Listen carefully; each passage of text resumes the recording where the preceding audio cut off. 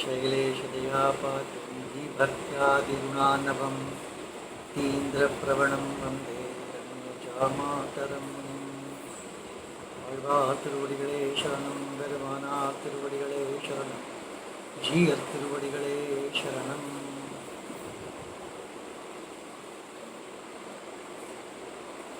गए पोस्ट में हमने 6000 पढ़ी और 9000 पढ़ी। तिरुपुरुगे पिरान पिल्लान का 6000 पढ़ी और नंजीयर स्वामी के 9000 पढ़ी। सहस्त्र गीति पर व्याख्यान का अवतार किस प्रकार हुआ वो हमने देखा था। आज पेरियवाचान पिल्ले कृष्ण सूरी साक्षात कृष्ण के अवतार थे वे। उनका लिखित 24,000 पढ़ी और वड़क तिरुवीधि पिल्ले उनका भी नाम कृष्ण ही था। वो उत्तर वीथी में रहते थे इसलिए उनको वड़क तिरुवीधि, वड़क में उत्तर वीथी के वड़क तिरुवीधि पिल्ले कहा जाता है। उनसे लिखा हुआ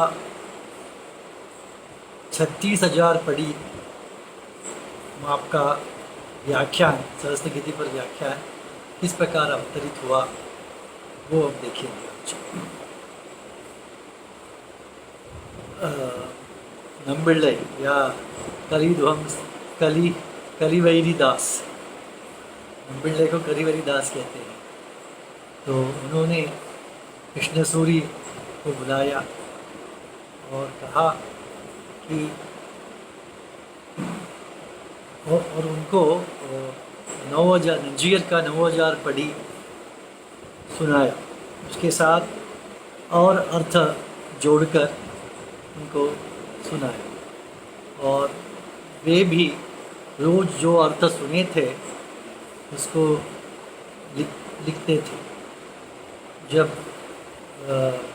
कालक्षेप समाप्त हुआ तो उन्होंने वो जो लिखा हुआ गठड़ी था जो है तो उनको नंबिल्ले के कलिवैरी दास के पास ले आए और दिखाया उनको।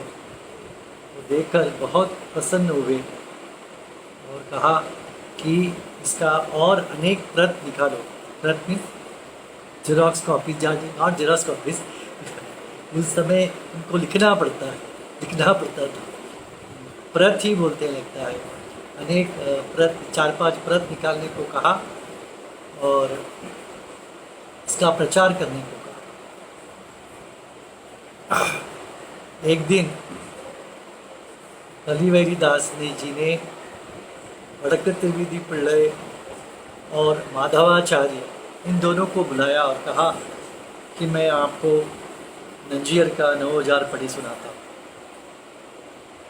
तो पेरियवाचान पिल्ले ने कहा, कृष्ण सूरी ने कहा मैं भी सुनना चाहता हूँ।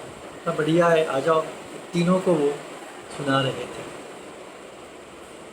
ये वड़क तिरुवीधि पिल्ले स्वामी रोज़ जो कालक्षेप भी सुनते थे उसको घर में आकर लिख लेते थे। यह नंबिल्ले को पता नहीं था। एक दिन वो कालक्षेप समाप्त हो गया और नंबिल्ले को वड़क तिरुवीधि पिल्ली ने अपने घर में प्रसाद के लिए आमंत्रित किया। नंबिल्ले जी आए और उन्होंने कहा कि मैं ही तिरुवाराधन करता हूँ, इसलिए वो तिरुवाराधन देवघर में प्रवेश किया उन्होंने। तो उन्होंने देखा वहाँ पर एक गठड़ी रखी हुई है, ताड़पत्रों की गठड़ी। उस समय ताड़पत्र में लिखते थे ना, तो उसमें से एक को उठाया और उठाकर वड़क तिरुवीधि पिल्ले से कहा कि आप ही तिरुवाराधन कीजिए, मैं इसे पढ़ता हूँ। क्या है? उन्होंने कहा नहीं भूल न जाऊँ, इसीलिए आपने जो कालक्षेप में कहा था वो सब मैंने लिखे रखा। अच्छा तिरुवाराधन तुमका आप करो, मैं पढ़ता हूँ। तो उसको पढ़ने लगे और उसमें बहुत अच्छा लगा उनको। और उस समय श्रीवाचार्य पिल्ले और माधवाचार्य दोनों भी आ गए। कहा कि ये इनको आप लोग पढ़िए, मैं तब तक प्रसाद पाकर आता हूँ। वो पढ़ने लगे और नंबिल्ले जी प्रसाद पाने गए। झट से प्रसाद किया, प्रसाद पाया, क्योंकि उनको पढ़ने के लिए बड़ी उत्सुकता थी। और आए और तीनों ने मिलकर उसे पढ़ा और पूरी पूरी प्रशंसा करने लगे, बहुत सुंदर लिखा हुआ है। परंतु नंबिल्ले ने वडक्कर तिरुवीदी पिल्ले को एकांत में बुलाया और पूछा, मैंने कृष्णसूरी को कहा था कि लिखने के लिए, आपने क्यों लिखा? तो मैंने कहा मैं भूल न जाऊं इसलिए मैंने लिख दिया। ऐसा है तो आप कृष्णसूरी का 24,000 पढ़ी पढ़ सकते थे। 24,000 पढ़ी तो है, वो पढ़ सकते थे। तब वडक्कर त्रिवेदी पिल्ले ने कहा, क्षमा कीजिए, मेरी चूक हो गई मुझसे। और तुरंत नंबिल्ले जी ने उनको क्षमा किया और कहा, आप एक अवतारी पुरुष हो, बहुत सुंदर।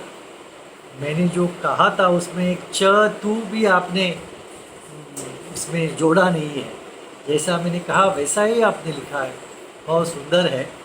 परंतु माधवाचार्य को लाया और कहा, त्रिवेदी पिल्ले के सामने ही कहा, माधवाचार्य आप इसे पढ़िए, आप इसे पढ़िए और इसका प्रचार अब नहीं करना है, बट आप इसको पढ़िए, इसका रक्षा कीजिए। और वडक्कर त्रिवेदी पिल्ले भी प्रसन्न हुए कि ये सेवा उनको दी, माधवाचार्य को दी गई है। माधवाचार्य ने पूछा नंबिल्ले से, आचार्यवर, मेरी योग्यता ही क्या है कि मैं इसको पढ़कर इसकी रक्षा करूं? नंबिल्ले कहा, आपका नाम माधवाचार्य है, नंजीयर के पूर्वाश्रम का नाम माधवाचार्य, आचार्य परमाचार्य के नाम को आपने धारण किया है। आप चिंता मत कीजिए, नंजीयर स्वामी का परिपूर्ण कटाक्ष आप पर है, आप इसका सुरक्षा, इसकी रक्षा कीजिए। दूसरी ओर तोयप्पर, हमने तभी बताया था, नंबिल्ले या तोयप्पर के बीच में मोदलयांडा दाशरथी के पौत्र थे तोयप्पर। उनके स्वप्न में भगवान वरदराज आए थे। उन्होंने कहा कि इस 36,000 पढ़ी को, जिसको वडक्कर त्रिवेदी पिल्ले ने रचा था, क्या लिखा था बोलिए, क्योंकि नंबिल्ले ने बहुत विस्तृत रूप से उसका कालक्षेप किया था 9,000 पढ़ी का। तो उस पेरियाचार्य पिल्ले को जो सुनाया था वो 24,000 श्लोकों का या ग्रंथ का माप का था। जब वडक्कर त्रिवेदी पिल्ले, पेरियाचार्य पिल्ले, माधवाचार्य, इनको जब सुनाया था तो वो और बढ़ गया, 36,000, बहुत विस्तृत रूप से। महाविद्वान थे। तो उनके बारे में, नंबिल्ले के बारे में कहा जाता है, परकाल कवि तिरुमंगयाழ்वार एक पासुरम में कहते हैं कि सांदीपनी मुनि ने कृष्ण को 64 दिनों में 64 कला सिखाई थी ना। तो पासुरम में लिखा गया है, एक अद्वितीय गुरु थे, कौन? सांदीपनी। तो उस पासुरम पर व्याख्यान करते समय पेरियाचार्य पिल्ले या कृष्णसूरी कहते हैं, एक अद्वितीय गुरु कैसे? उसके उदाहरण के लिए क्या कहते हैं कि सभी वेद शास्त्रों का अध्ययन किया, इतिहास पुराणों का अध्ययन किया, परपक्ष जो कुदृष्टि और बाह्य मत वाले हैं उनको वाद में उनका निरसन करने के लिए श्री भाष्य आदि ग्रंथों का भी अध्ययन किया, परंतु स्वतः कालक्षेप के लिए सहस्त्र गीति या दिव्य प्रबंध को ही स्वयं कालक्षेप करते थे। यदि कोई आया, परपक्षी आया, तो उसके साथ वाद करने के लिए जो पड़ा हुआ था वो सब उपयोग करते थे। स्वयं के लिए अनुभव ग्रंथ था दिव्य प्रबंध। इस प्रकार का एक अद्वितीय आचार्य, ऐसा हिरिवाचार्य नंबिल्ले, कृष्णसूरी नंबिल्ले के बारे में, स्वाचार्य के बारे में कहते हैं। महाविद्वान थे, महाविद्वान। तो तोयपर को वरदराज स्वामी का, भगवान का स्वप्न में आकर कहना था, क्या कहे थे वो, कि इस 36,000 पढ़ी का प्रचार करने के लिए भविष्य में रामानुजाचार्य पुनर्अवतार लेने वाले, तो इसे आप माधवाचार्य को दीजिए और उसकी रक्षा कीजिए। तो ऐसा भी कहा गया है कि तोयपर ने माधवाचार्य को दिया और वो उसकी रक्षा कर। कैसे रक्षा करना है कि किसी एक को ही उसको सिखाना है, उसकी प्रचार नहीं करना है। एक शिष्य को सिखाना है, वो अपने शिष्य को सिखाएगा। इस प्रकार एक आचार्य एक शिष्य क्रम से इसका रक्षण होना चाहिए।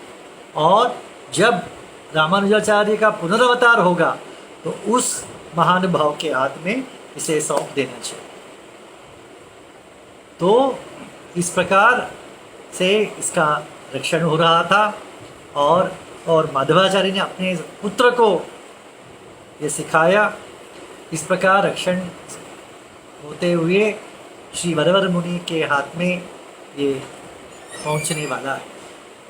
अभी हम अगले पोस्ट में श्री वचनभूषण और आचार्य देव का अवतार के बारे में। श्रीमते रामानुजाय नमः। श्रीमद् वरवर मुनिये नमः।